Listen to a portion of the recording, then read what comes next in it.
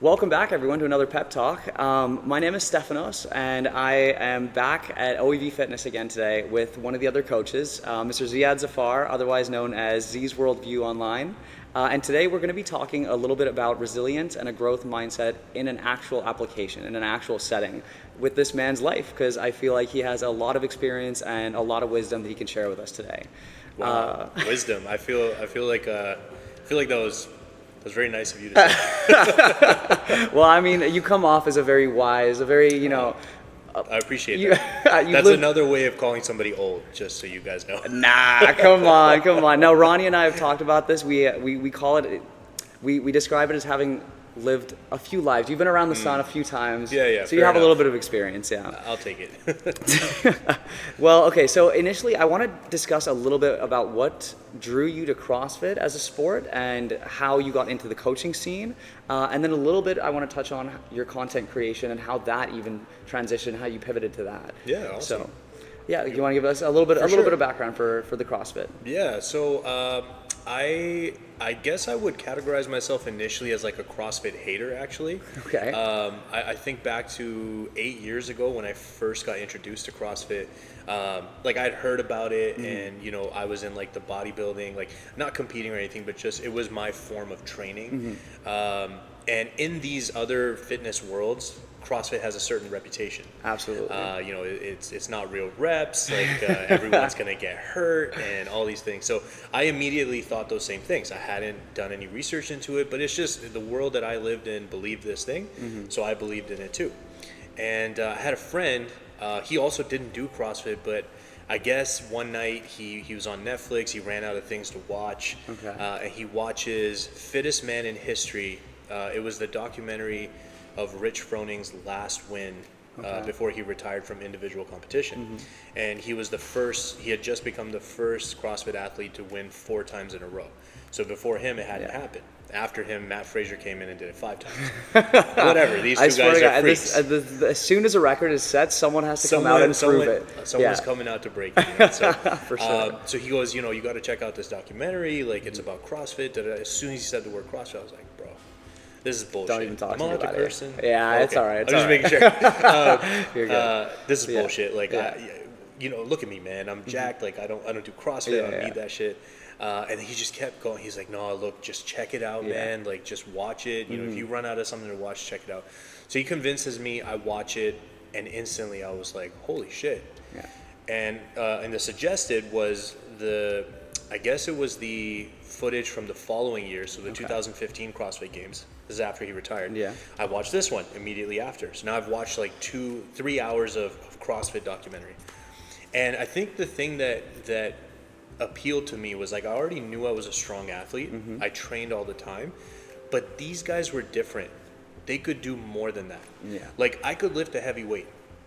But if you asked me to go for like a 5K run, not a chance. bro, good luck. Yeah. Like I would get winded going up the stairs, right? And it's not like I was like completely unfit. Like I just had very specific fitness. Right. And these guys, so I'll just very quickly say one scene that did it for me. They had to do a 7K trail run through treacherous terrain, and then come back and when the last person came in, they would set up for the next event, which was max deadlift. And the way it was set up is if you were last in the trail run, you had to lift first in the deadlift.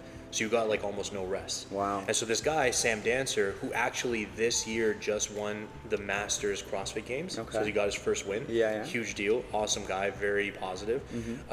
He comes in last in the 7K trail run and goes into the deadlift ladder and pulls on the top end, I think it was 615 pounds. Man. And at that time I was chasing 600. So I'm thinking like, this guy pulled 600, which is a goal deadlift for me, after a 7K trail run. That's incredible. That's so impressive. Yeah, absolutely. Yeah. No, I think there is a lot of negative stigma around CrossFit. I was very much in the same camp as yourself. I didn't really know where my trajectory in fitness was taking me, but I was sure as shit that it wasn't going to be CrossFit for a very long time. But there is something about the community and the family kind of feeling and the vibe that everybody here is encouraging one another to push themselves through their own boundaries, achieve more than they even had like a notion that they could in the first place. I think you get a lot of respect in here. I think you can get a lot of respect in like a general gym setting, but like it would take to be someone who looks like you or someone who has the size of me to automatically get respect walking into a regular gym. Yeah. In here, anybody can get respect. You could be course, overweight, you could be, you know, skinny as a stick, you could be weak. This could be your first time stepping foot in the gym, and you'll automatically get that respect, which I think is different, which is why people are Absolutely, attracted for to sure. it. And I think the biggest part of that is because everybody here is here for the purpose of pushing themselves out of their own comfort zone, 100%. which is exactly what ties into the theme today. Yeah, there we go. So I actually want to continue talking a little bit about CrossFit because I think it's the more obvious of the forms, or the more obvious of the comparisons that you can make with resilience and a growth mindset. So I want to more specifically talk about how you have faced challenges in your career, both as an athlete in CrossFit and also as a coach, and how you've been able to persist through certain setbacks that you might have faced, or any plateaus in your fitness or that kind of thing. Yeah, so I think as an athlete, very quickly, like I think my first day in CrossFit was probably one of the most humbling moments of my life. I come in and the gym requires that you do this fundamental on-ramp thing. Actually, you had to do that. I took Steph through a couple of his sessions here. And as someone with like a background of fitness and training, you have a moment there where you can feel a little bit disrespected. Yeah. Like, what do you mean I have to learn? Like, I've been doing this for X amount of years. Look at me. Like, I know how to work out. And so you have those moments, but then you're like, you know what? It's fine. Like, I'm gonna try it out. Maybe it's movements I've never done, whatever. And it was when we get to the squat section. Yeah. And they're testing my squat mobility, and I've had an ACL reconstruction on my right knee. Shoot, okay. When I hurt that playing basketball. I completely ruptured my ACL. I also partially tore my LCL, my meniscus, and I believe I even had a partial tear on my MCL. So like my knee was like F. It just shattered. Like, dude, it was like swollen for months before I even got surgery. Oh, dude, man. Like I couldn't even bend it. Yeah, right. Yeah. So, anyways, like. This is a few years after that, like maybe 4 years after that surgery. And after my surgery, I was very like conscious of my leg. I stopped squatting to full depth. I would kind of do a lot of box squats because it just made me feel safer that I had something I could go to for support. Yeah. And I wasn't just like free balling it with like these massive weights on my back. Now I built strength back up. Like I think I had box squatted like around 500 pounds or something. So this is a big weight. Yeah, absolutely. But it wasn't the same as like a free squat. So they test my squat, and then they test my overhead squat, and my overhead squat was like garbage. Like I couldn't even do like a quarter squat with my arms in lockout position. So it was a very humbling moment. It made me realize that there were certain things that just as general ability were missing. Yeah. Then I do my first workout, and I look around the room, and I'm like, man, I have more muscle mass than anybody in this room. Like these are legitimate thoughts that went through my head. No, of course, yeah. And everyone finishes the workout, I'm still going. Yeah. And the time cap comes, I didn't finish. And I'm literally sitting there like, what happened? The F? Yeah. Like I'm the most, I look like the most jacked and athletic person in the room, and I was the worst. I was the worst at this workout. And it was just a humbling moment. It helped me take a step back and understand that there's not just one way to train. Yeah. And I think approaching anything with humility, you're going to get better progress and results. Absolutely. And so you fast forward a couple years into doing it, and cleans and snatches, the most complicated things we do with a barbell in this gym. And I've kind of plateaued. Yeah. You know, you talked about plateauing, and no matter what I do, like the weights aren't going up. I can build up to a certain level, and they're okay numbers. Like I was like 250 or 260 on a clean, and like I think my snatch like maybe plateaued at like 185. But like, mind you, my snatch is like at 100 maybe. So these are considerable numbers that we're talking like, about. Okay, they're not bad numbers, but if you consider like my size and then my strength and other movements, like my squat, my deadlift, all these other things I could do, something wasn't adding up. Absolutely, yeah. And so I started to discover, well, while I'd worked on my mobility, and my mobility had improved greatly at this point, like we're a couple years into it, what hadn't happened is I never took a step back and said, well, what does my technique look like? Yeah. And I literally like had to, again, humble myself. And for, I believe it was like 3 months.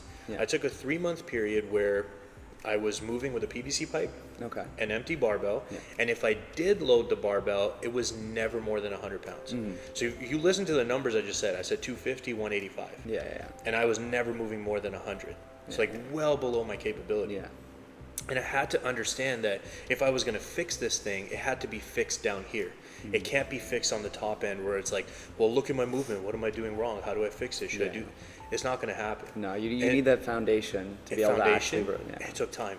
Absolutely. You know, and it was just humility. Like you have to accept that sometimes we want to blame all these other things, but sometimes it's not that. Sometimes it's just, okay, well, what can I do to change where I'm at? Absolutely. And I think that's the mindset that helped me be able to do that. So you fast forward to where we are now. I snatched like 225 not long ago for a power snatch.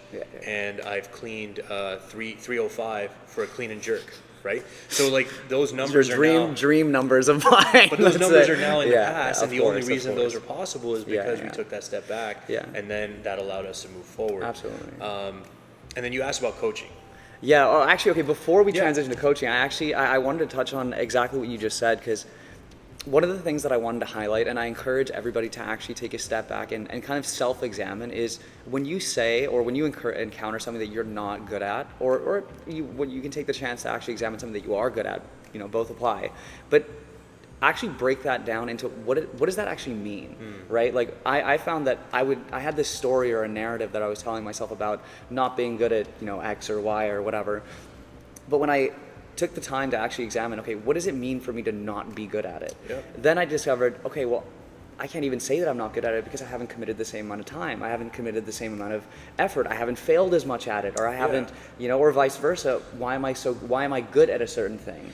You know, and I find that when I actually break that down and analyze, like, okay, for me to actually consider myself good at it, it's because I've experienced this field or this exercise, or, you know, whatever it is, and it has reshaped the way that I approach learning. Because now it's not so much like, oh, I tried something, shit, I'm not good at it. No, it's now, you know what, if I just commit more time to it, then there's no way I can't fail at it. There's no way that I can't at least improve myself to the point where I can then definitively say, okay, I've given it a fair shot, but I now, you know that I can. And if I add something to that, we live in an unprecedented time of unrealistic standards.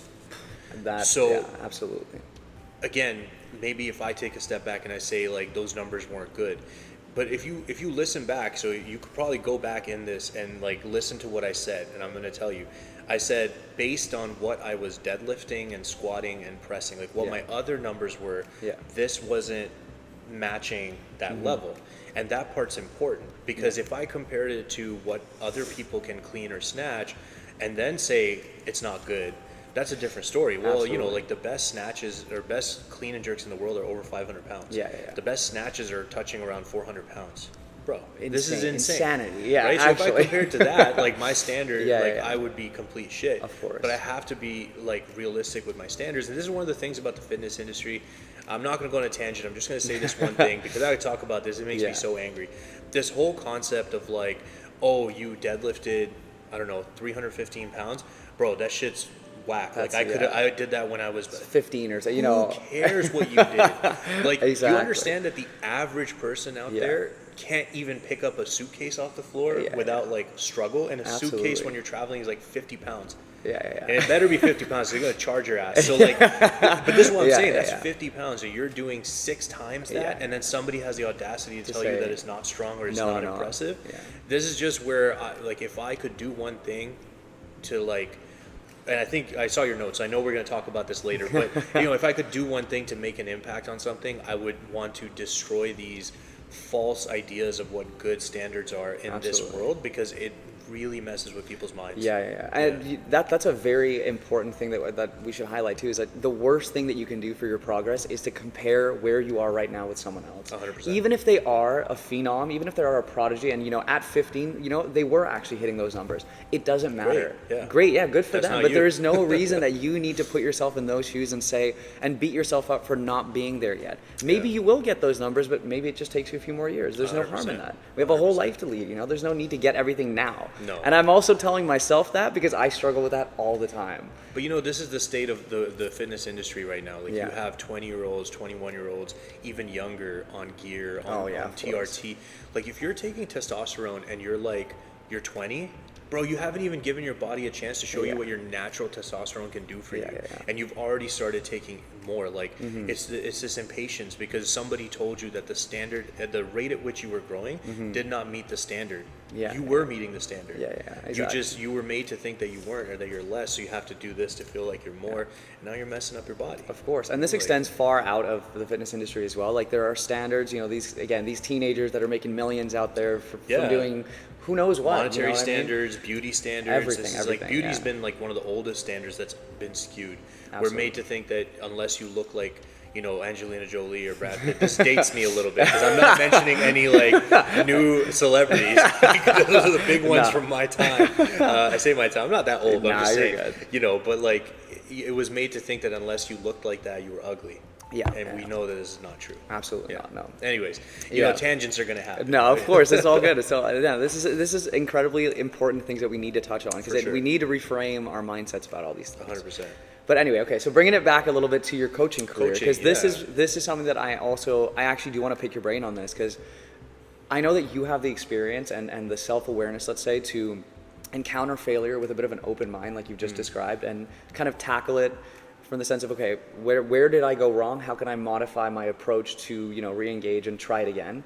But when you encounter an athlete, especially someone that is new to the field of fitness and athleticism, when they encounter failure, and if they don't have that mindset, it can really be like crippling for them. You know, like, I also suffer from that too. If I failed at something, I really took that hit to my ego personally. How do you coach someone through that? How do you turn that into a positive and a learning experience for them? Yeah. So, you know, so to answer that question specifically, one of the things I try to talk to people about a lot is understanding that there's more than one metric to measure success or failure. Oftentimes we're too binary. It's like you either did this or you didn't, and if you did it, you succeeded, and if you didn't, you failed. But that's not real life. Real life usually exists in the gray, not this black or white situation. So if we understand that real life exists in the gray, our approach has to exist in the gray, and our analysis of our performance has to exist in the gray. So instead of saying like, oh, like I can only snatch 185, like if I was judging myself, maybe when I do the 185 over and over and over again, I can't go past it. But when I do it over and over and over again, is it looking better?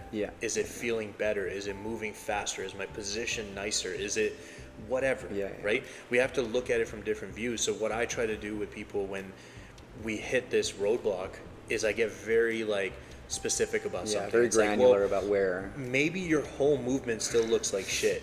And I'm sorry if any of my athletes are watching this, but maybe your whole movement looks like shit. And I would never say this to them. But what if I just focused on like, okay, on the deadlift, I don't want you to round your back. And your deadlift still looks like shit, and overall it's not great, but you're doing a really good job of showing me like a straight neutral spine position. Right? So now I'm gonna make a beeline straight for that. I could talk about your hips are too high, your hands are too wide, of course. you're hitching as you come to the top, you're not getting getting like a full extension, you're overextending in the back. I could talk about all of these different things. But there's already enough negativity in your mind because you already feel like you're not doing a good job. You know that you didn't get it. So should I amplify the feeling of negativity that you're feeling? And this is like a very old school approach, right? You think about military approach, you think about like the way I was coached in high school, when I played football, when I played sports, maybe when you had played sports if you had a sports background. But like that's what old school methodology was to make you feel bad about something, and the thought was, well, if he feels bad enough about it, he's going to try really hard to not feel that feeling again. And I think with certain personalities that can work, but majority of us don't operate that way. Of course. Majority of us need to feel some sort of progress when we're in like the depths and the pit of despair, and feeling like nothing's going right, and it's not, you know, I look like shit, and he keeps looking. No, I think that's a very beautiful perspective. I also I really love the way that you put the fact that, you know, life is not binary, and that is something I really hope that people can understand that. So no, I think it's really interesting also the way that you frame that, because it's almost like you're you highlight the things that are going right, or like you highlight a very specific thing almost as a way to reward that person. Yeah. Because I feel like that is the best way. It's not, you can't keep punishing the things that are going wrong. You're rewarding the effort, not the result. Exactly. Right? Exactly. Because if we are only result driven, we're bound to burn out, fail. Because unless you, again, do it or don't do it, course, yeah. you're not going to feel like you succeeded, right? And then I also make sure that I let them know that this is not the end. Absolutely. Like, just because I'm telling you you're doing a good job with straightening out your back doesn't mean there's not more for us to work on. For sure. But today, this is what we're working success, on, and you yeah. killed it by Yeah. doing that. Exactly. Next time, I'm going to give you something else, and I make sure they know that there's a progression to this. Absolutely, This yeah. doesn't end in our 1 hour session. You can't fix people in a 1 hour session. It just doesn't work that way, right? Yeah. If I can give an analogy, Absolutely. I actually gave this to one of the owners, Jacob. I was talking to him, and we were talking about just like direction of the gym, and I told him, like, I've used this analogy many times with my clients. Yeah. And I compare anything. Like, it works well for fitness because it's a physical task, but it can literally apply to anything: your business, your schoolwork, your whatever. The analogy of climbing a mountain. Okay, so you've set yourself a goal to reach this mountain peak. The mountain peak is the achievement of your goal. Okay. If I stand at the bottom of this mountain as I'm about to get started, and all I do is fixate on the top, the peak, the thoughts that are going to go through my head are, holy shit, that's really far. Yeah. And I might start walking, and I might start climbing, I might start making progress. But there's a if dread, I'm fixated there, I keep thinking, wow, like, I'm tired now. There's a I've long worked way to hard go, now, and I still have that far to go. Yeah. What we have to do is shift our focus. We have to know that the mountain exists. The peak is there. It's in my peripheral. I know it exists. Yeah. And this is the direction I need to move in. But right now, I'm on this step. Yeah. And right now, I'm trying to get to that cliff right there. That's my first target. Yeah. And once I get there, I'm picking the next cliff or the next face. Yeah. And the next one and the next one. And it's always in my peripheral. I know the peak's there. I'm trying to get there. But I'm not fixating on it. I'm fixating on the thing that's right in front of me. Yeah. And this also is like a little bit of a description of like a perfectionist mindset. Perfectionists get so hung up on this thing, like how perfect it's going to look up here. Yeah. And eventually what you realize is they end up not doing anything. Dude, guilty. You know what I mean? Absolutely Yeah. guilty. Absolutely. I've faced more times than I'd like to admit that first step, you know, when you have a goal or a dream that you really want to embark on, and you're like hyper analyzing everything that could go wrong. And it's something that I've also tried to drill into myself is, you know, a lot of times we focus on the what ifs in a negative sense, but what if it goes well? Yeah. What if you succeed? What if 100%. you know, it's just very much like that. Focus on that next step in front of you, and That's you know, it, man. The world is your oyster. Yeah. It's you know, one of those things, right? Like the cliche sayings, the reason they're cliche is because they're true. Exactly. You know what I mean? Exactly. So, Yeah. No, I couldn't agree more.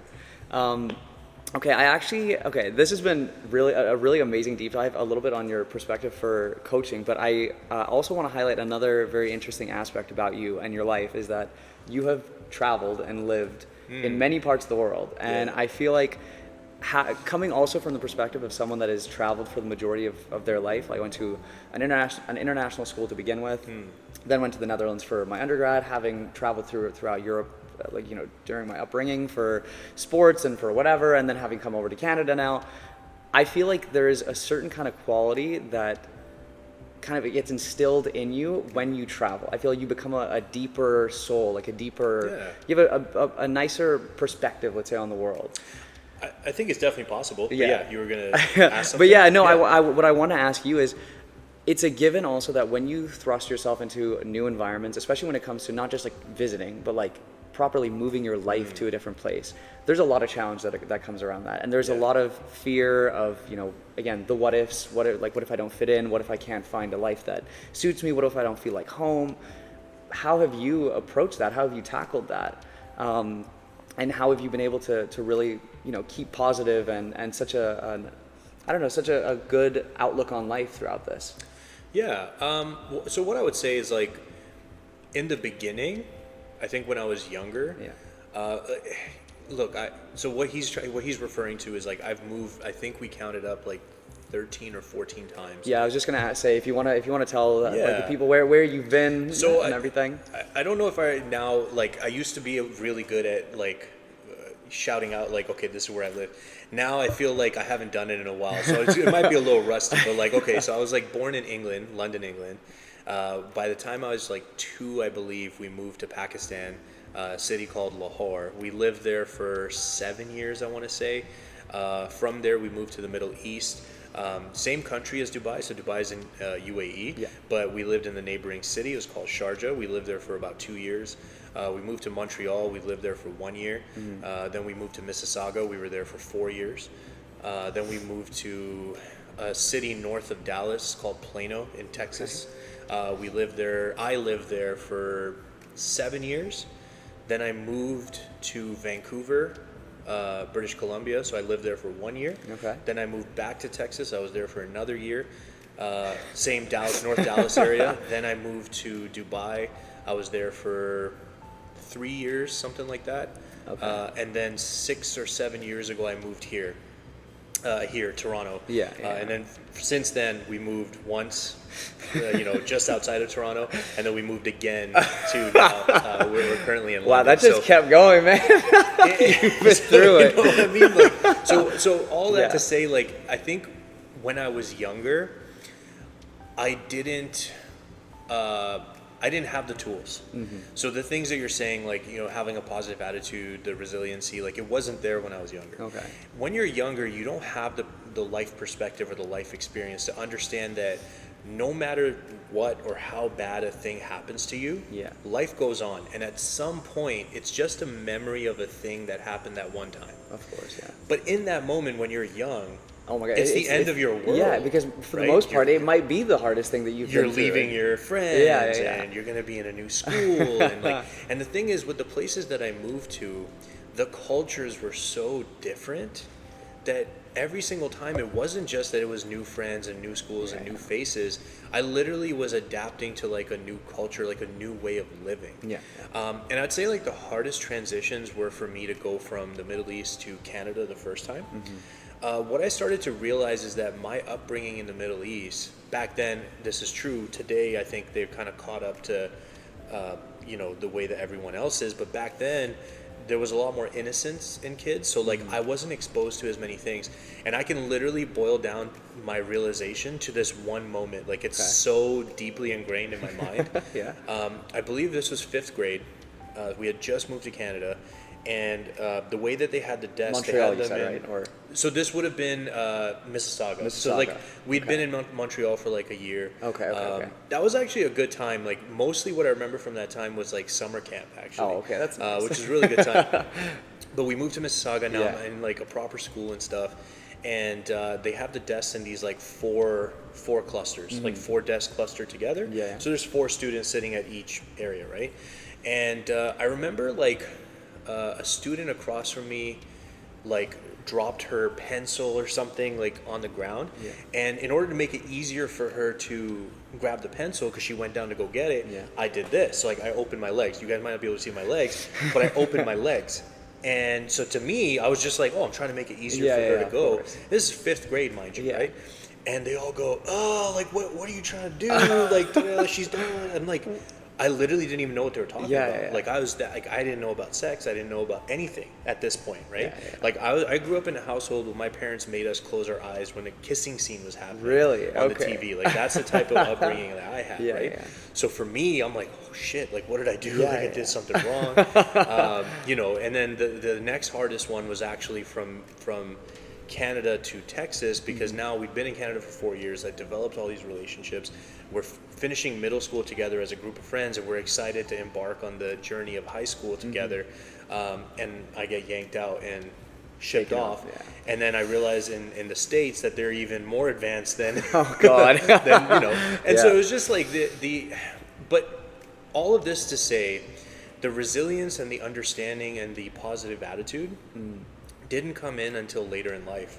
Because once I went through those, which I thought were the hardest things I was going to be going through, and I got through to the other side, and then I experienced some of my best experiences I could ever have, did I realize that the worst things that happen to you are not the, like, this is not the climax of your story. Absolutely. Like, this is just a one peak or one dip that is occurring. Of course, yeah. And then there will be more. Just like the best things that ever happened to you. This is not the, hopefully this is not, you're not peaking early. It never happens again. This is just one of many peaks that we're going to experience, right? So until you're older, I think, and you know, maybe there's some wise souls and stuff. So I think for me, that realization came in around maybe when I was like, I don't know, 17, 18 for the first time. And then it really happened again when I was like maybe 20, 23, 24. Yeah. And that's where I kind of like was more in my, you know, okay, like these things don't define you. This is not the end of things. This is just another hard thing that's happening. Absolutely. And just like all the hard things before, you just got to keep going. Yeah. You're going to get through it. And when you get to the other side, this will just be a thing you talk about with your friend on his podcast. And I love that. No, and I think exactly what you're talking about. In retrospect, like looking back at those times where I moved away and it was, you know, such a scary kind of experience, those were the defining moments of my life that really changed me for the better. I learned about how to, you know, independence, which is the biggest thing. I learned how to take more care of myself. I learned how to plan more because, you know, now I had to actually fully take care of myself. You know, I had to pay rent by myself for the first time, buy my own groceries, you know, find a way to get around and everything. So I truly think that it's those moments where you're in the deep end that are what shape you into the person that you need to be able to get through life successfully. For sure, man. Yeah. And I think just one thing to add, because it makes me think of the first thing you said when you were switching to this point. You know, I think when someone is well traveled and they've been all over the place, there's definitely two paths that occur. Like, there's a path where like a person can maybe have this. What was the word you used? You said something like depth or soul, like more depth to their soul, like whatever, right? Whatever you said, go back and watch it. They have substance. That's my favorite way to say it. Yeah. You can have that, or you have the people who become stuck up about it, because that's actually so true. You know, so it depends on which way you go. But I would say that the number one thing I learned with my time, like being in all of these different places, there is no one right way of doing life. Absolutely. And we live at a time where like people think that it's either this or it's that. Like we're it's going my back way to or the that point, highway right? kind This of is thing, the recurring theme, the Yeah. binary life. It's not binary. Like you get to realize that there's many different ways to do this thing, and all of them have paths to success and happiness and whatever. Yeah, right? no, absolutely. Yeah. And this actually pretty neatly ties into the next thing about how you are also carving your own path now into content creation. Yes. So I want to touch a little bit, first of all, how you even transitioned into content creation and how Zee's Worldview came into mind, and just a little bit about what motivates you, what motivated you in the first place, and what is motivating you now in this field.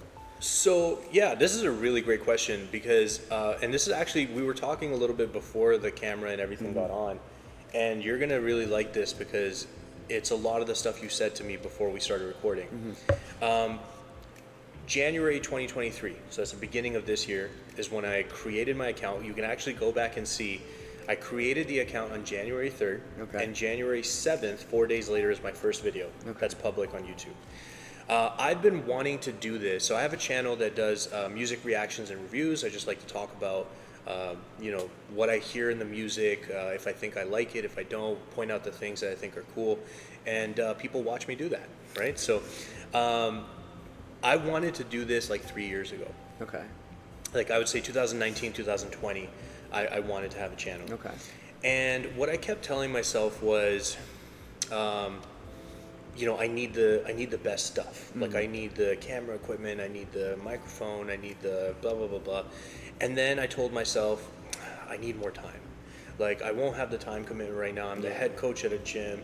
I coach this many hours. I, you know, do all of these things. And like, how can I possibly fit in this other thing? Everything else, yeah. And that just went on.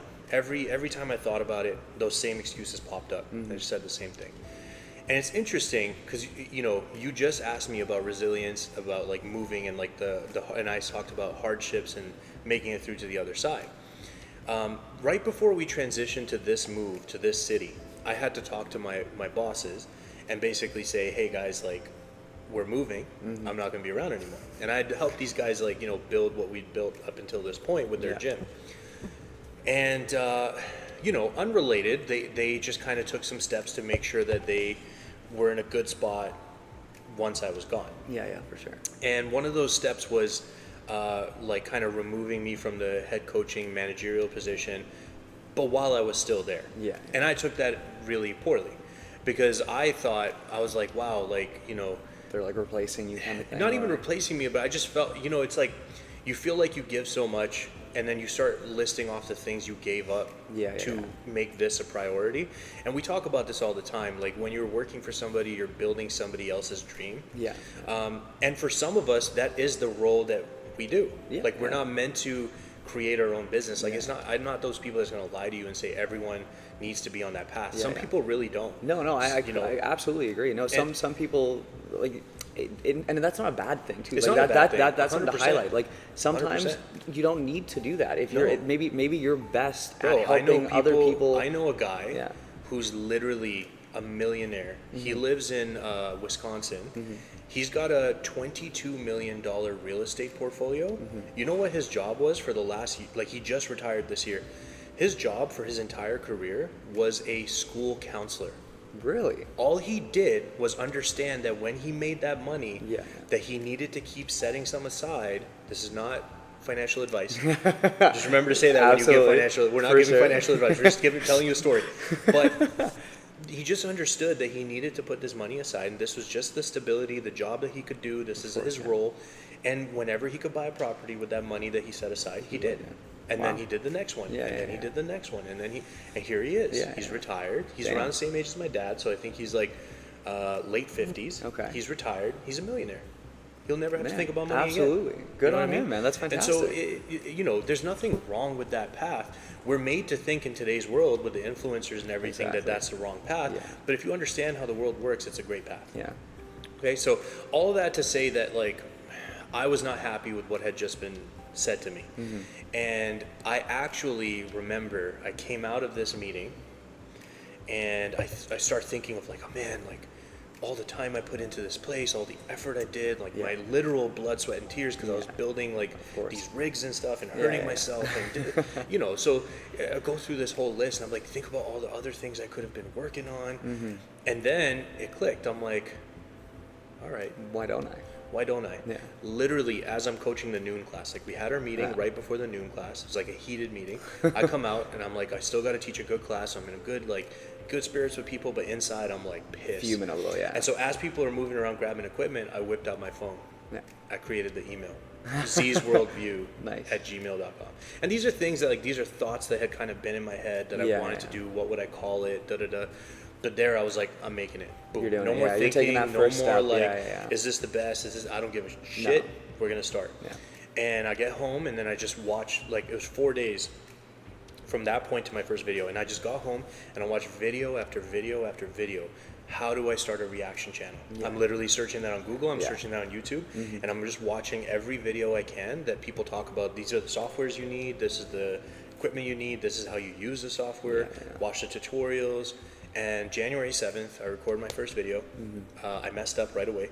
I recorded the whole video, and the sound from the song did not play through. So I'm literally sitting there, and then you can hear me talking about it. Oh, like this part, he did this. And then like the song plays, and I go like this, and there's nothing. So I'm like, well, shit, that didn't go well. So then I record another one. I'm like, okay, like maybe this would just be a practice one since I messed up. For sure. I record it, I finish it, I'm kind of watching it a little bit. I'm like, I don't like it. It's not the best, but I was like, why is this one a practice one? The music, you can hear it. You can hear me talking. I've done it. I'm putting it up. It's there, I put it up. Done. That was my first video. Congrats, and I started. Man. Absolutely. Right? That was you took that step, man. And we highlighted this with Ronnie a little bit, but there is no right time to start other than right now. You gotta stop making it so big. Sorry, we got a fly that wants in on the conversation. A couple, literal fly on the wall, right? We make up all these things, all these reasons why I can't. Like even starting CrossFit, to tie it back to the first point. I've had so many people tell me, "Oh, I got to get in shape first before I do CrossFit." Well, CrossFit will get you in shape. Absolutely. But you're giving yourself another hurdle, another obstacle, another reason why you can't do something. Remove those things and just try. Right? How are you going to be a content creator if you're not creating content? If you're not just pumping out things that you can use to practice, man. Every video is better than the last because you're taking into it the learnings from the last video. Same with the podcast as well. For sure. But I also wanted to ask a little bit. So, what is Zee's worldview, and where, like, what does that mean to you, and where do you hope to take it? Because we've had a few discussions with this, and like I'm very much in awe of how long term you've thought this out, and you know how you actually want to use it to impact people's lives positively. Yeah, man. So okay, so this is something I haven't talked to a lot of people about, but I already have mapped World's out. first, guys. Yeah. You guys are getting the premiere here. Yeah. I've actually already mapped out my 5 to 10 year plan. Yeah. And so Zee's worldview. Let me start there. I knew I was going to do music reactions, and I've seen lots of people call their channel whatever, something reactions or something reacts or whatever.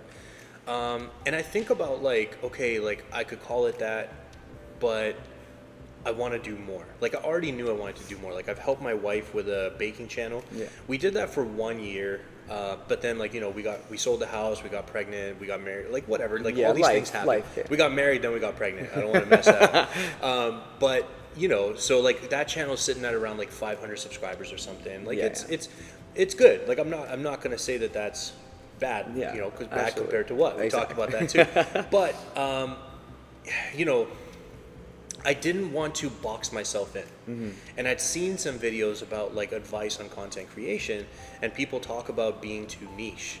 And when you're too niche and you're like, this is the one thing that I'm going to talk about, or this one thing that I'm going to make videos about, well, what happens when you kind of exhaust that topic, right? Unless it's a topic that has like you think about tech. Tech can be this, like every year there'll be new phones, new gadgets, new cameras, and that will go on forever. So you could do tech and be niche, right? But what if you talk about, I don't know, like what flavor of coffee you like or something, right? And then at some point, the flavor of coffee that you specifically like, well, you've already made like 10 videos on it. And that's then it. what? What do you do?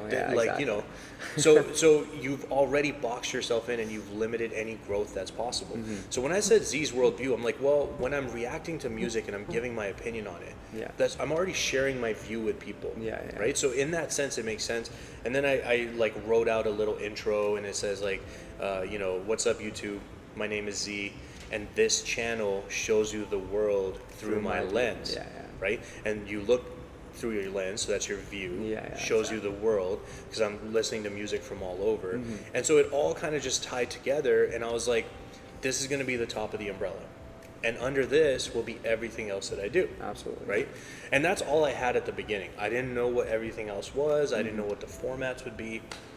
And so as time has gone on, that picture starts becoming clearer, right? Because on day one, when I posted that first video, I think I'm getting 0 views. I'm going to get 0 subscribers. And so what I did is I like messaged all my friends, and I'm like, hey guys, like I'm starting this channel. It'd be amazing if you guys supported me. Like I've been thinking about doing this for a long time. And so at the start I had 16 subscribers, and these are the 16 like closest friends and some family that were like, yeah, no problem, I'll subscribe. Of course, yeah. So I started with 16. And a week of posting goes by, and all of a sudden I hit some pocket that made sense to people. And on I think it was my 7th or 8th day, I gained 100 subscribers in one day.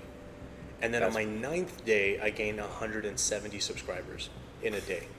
And then for the rest of that week, I gained right around 100 subscribers a day. Per day. Okay. So that was the moment where I was able to develop more of my plan. Because then I realized, there's validation, like something's actually happening here. Something that people like. I don't know what it is yet. I don't know, like, it's just fresh, it's just starting, but somebody likes something, and it's giving me some momentum. And then the rest of the picture became clearer. These are the other things I'm interested in. The reason this is going so well is because I love music, I'm interested in it, and I have experience making it. So I can talk about it on a different level than other people, right? So what are the other things that I'm interested in? Well, those are the things I want to do. How do I connect it back to the umbrella? Well, every single thing that I do is going to have my letters on it. And so that idea came from one of the artists that initially blew up my channel, Youngboy. He always goes by NBA Youngboy. NBA stands for Never Broke Again. Right? Like we're never going to be broke again. Of course. And any artists under him get NBA, whatever their name is. And so I was like, oh, any of So it my becomes like a brand subsidiaries, almost, like any yeah. of my channels, Yeah. will be ZWV, Z's Worldview, And then blah, whatever, blah, blah, yeah, exactly. whatever exactly. this other thing is. Yeah. So anyways, that's what helped me really kind of clear up the picture. And my goal, man, like, I think number one, like, we talk about this a lot. Like, in my mind, there's a lot of things in this world that bother me. And if I could, I would want to try to affect positive change while I'm here. Yeah. Right? And I think to be able to do that, there are things that are necessary. But before I can even think about the world, I have to think about my family. They are the first people in this circle that rely on me. You know, it's family, then it's my close friends, then it's the rest of my friends and acquaintances, and then it's the rest of the world. And I have to take care of this core circle first. For So sure. I would say, like, my first goal within the next 5 years is to create a business out of this that can give my family the stability and support that they deserve, right? Once that's done, I'm moving to my bigger goals, which is I want to change the world. And am I going to change the entire world? Probably not. Like, I'm a realist, right? But if I can change the pockets of the world that I interact with, then in a sense, I've affected change across the world, right? Just by these little things. Absolutely. Right? And so that's my goal, without getting too specific into it, because I know we said we're going to get like some sort of reveal here, but just I think that sometimes these ideas are big, they're scary, and I think sometimes like talking about them too soon can be a mistake. And so that's why for me, like, even when you and I have had like our off-camera conversations, I've like, you'll notice I kind of take you to a certain point, but then I won't. No, All the way. absolutely. And it's just because I think some things are better in my head, and then once reality comes, that's a different story. then people will realize what was happening in this moment. Because then I'll be able to tell them I was thinking about this back in 2023. You believe it or not, like, this plan was there, and I made it come true. For sure. Right? No, and actually, okay, I actually wanted to highlight. There's actually there was a study that was conducted on this exact thing, where people that told their family and their friends about a certain goal that they had an aspiration to complete. Let's say, I'm gonna do a marathon, or I'm gonna start this podcast, or I'm gonna whatever. The dopamine released in telling people and then receiving that positive feedback actually snuffed their efforts out. So I understand where you're coming from, and I understand how important it is to also kind of keep that to yourself sometimes, so you can bring it to fruition, like, at your own pace. But like, I think the parts that I'm willing to share, like, I've seen what other creators are able to do because of the amount of money that exists out there in this world. And we've talked about before too, like, not making it about the money. Like, I think day one, the fact that I started this channel thinking that I would have 0 subscribers and like 0 views meant that I started because I was passionate about something. Exactly. And like, to be honest, my why in terms of like music reactions, like, I felt like I couldn't really talk to anybody about music. Like, my wife is not into music the way that I am.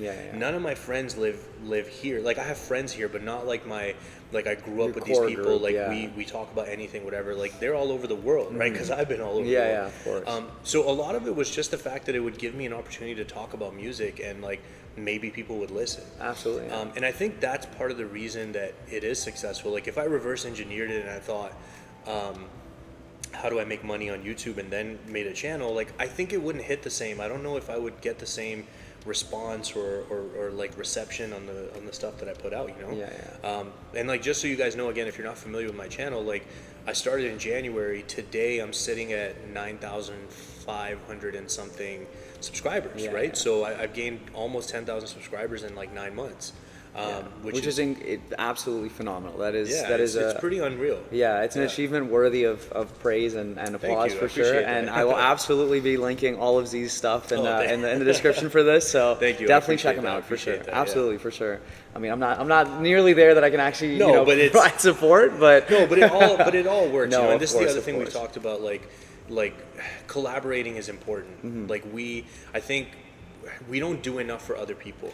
Man, absolutely. It was the biggest thing that I wanted to highlight in the previous episode of my podcast too, is that we don't celebrate others' success enough. And really, like, it closes you off. Like, it boxes you in, like you were talking about earlier, because if you're not able to embrace and feel pride for other people, then man, how can you ever be confident in your own progress and your own skin, right? Like it becomes an ego thing again, and we really need to be able to cooperate and you know, applaud like every one of us for our efforts. I agree. So I agree. Yeah, no, I think you have a really beautiful view of where you want to take this, and I guess in closing, I just want to ask two things. First of all, what the legacy that you hope that you can leave with both your career in fitness and content creation, and then any final maybe tips that you can give for people that want to finally take that leap into something that they may have been, you know, holding off of for that right time.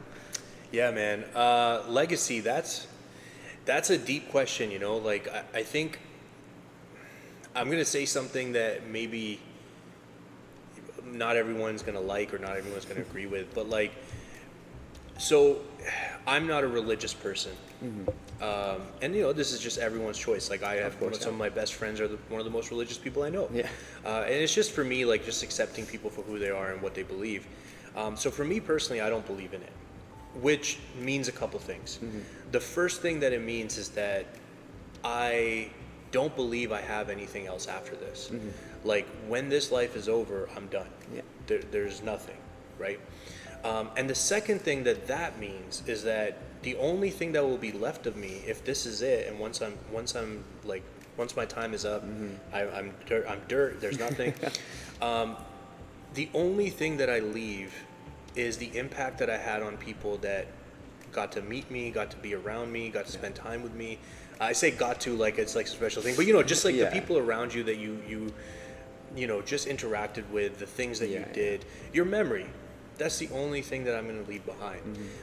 And you know, this is something I get into argument with all the time with like my family who is very religious, and they want me to be religious. Like, how will your kids know what's the right thing to do? I'm like, because it's just the right thing to do. Like, exactly. You know, but that's what motivates me. It's like if I was a dick, and then everyone's memory of me was like, wow, Z, he was a piece of shit. Like, I'm glad he's dead.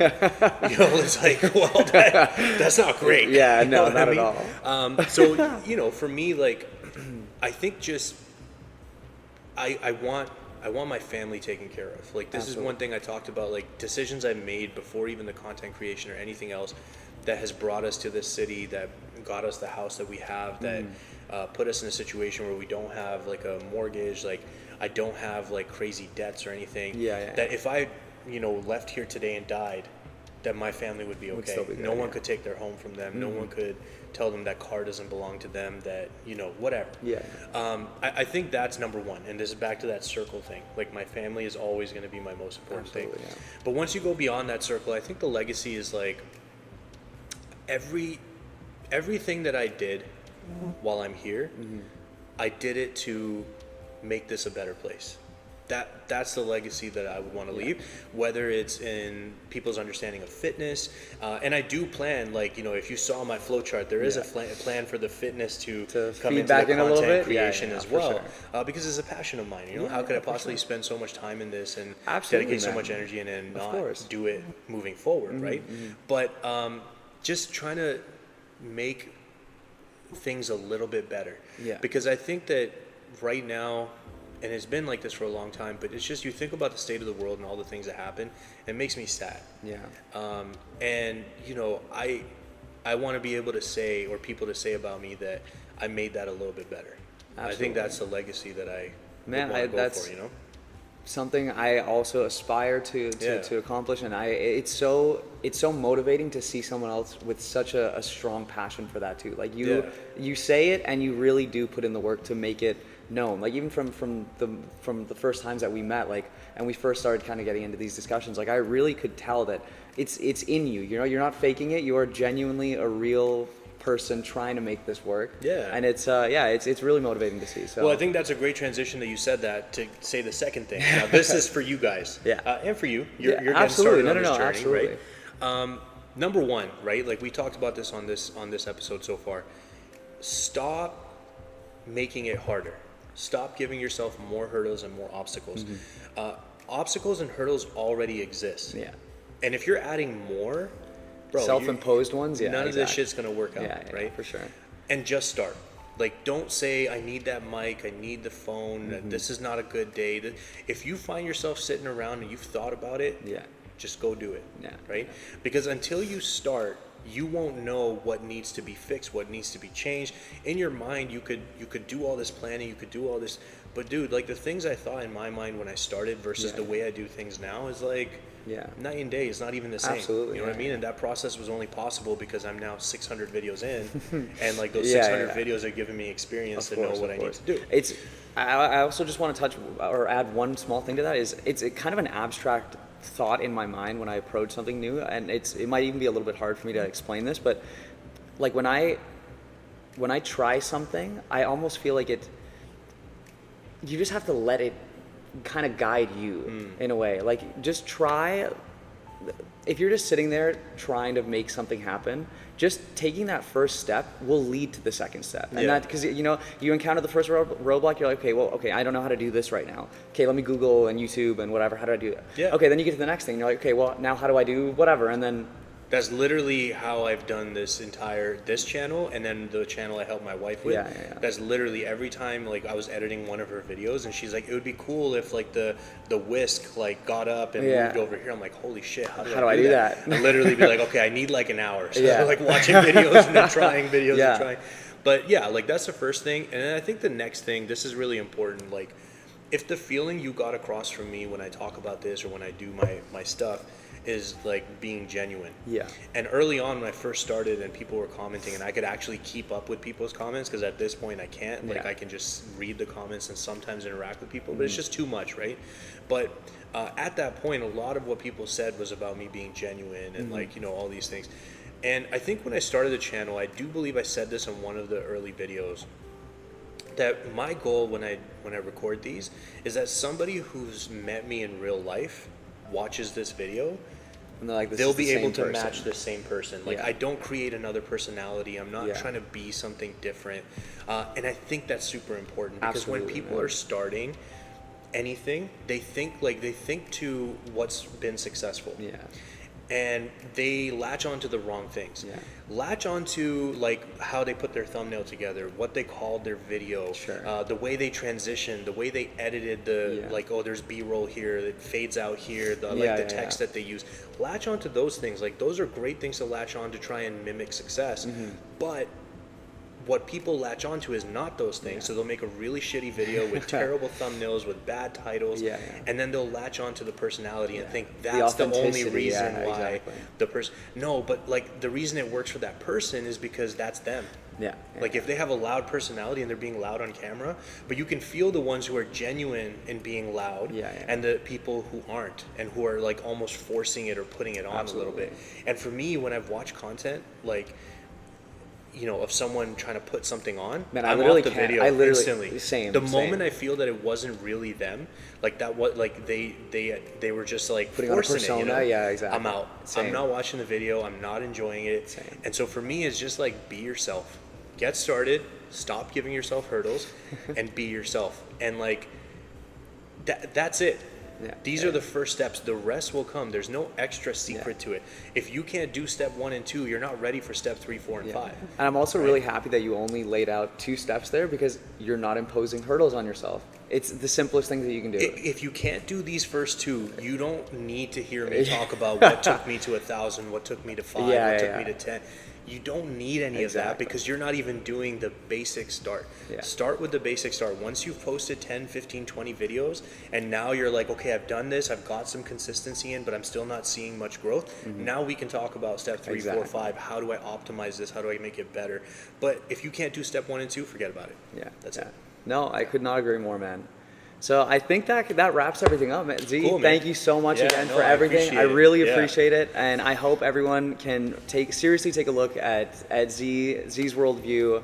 Come check him out at OEV Fitness too. I swear to God, he will change your life in coaching. Hopefully in a good way. Yeah, absolutely. So thank you so much again for your time and your expertise, your wisdom, just all the stories and everything. I feel like this is a lot that.